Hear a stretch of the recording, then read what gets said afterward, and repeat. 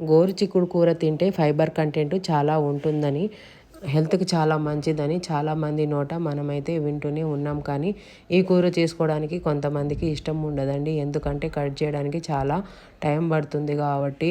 భార్యాభర్తలు ఆఫీస్కి వెళ్తారు, బిజీగా ఉండే మహిళలు అంతెందుకండి ఇంట్లో ఉండే హౌస్ వైఫ్స్ కూడా అబ్బా ఎప్పుడు కట్ చేయాలని అనుకుంటారు. కానీ కొంచెం ఓపిక చేసుకొని సన్నగా కట్ చేసేసి 2-3 సార్లు వాటర్లో చేయితో బాగా రుద్దేసుకొని కొంచెం సాల్ట్ వేసి కడుక్కోండి.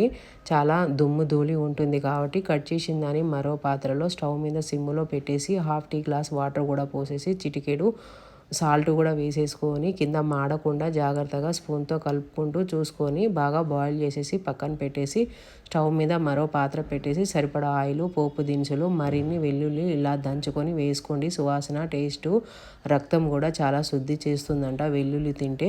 వేగిపోయిన తర్వాత సన్నగా తరిగిన ఆనియన్ కూడా వేగిపోయిన తర్వాత కొంచెం పసుపు కూడా వేసేసి ముందుగా ఉడికించుకున్న గోరుచిక్కుడు కూడా వేసేసి బాగా కలిపేసుకొని త్వరగా ఉడికిపోతుంది కదా, ముందుగా ఉడికించాం కాబట్టి.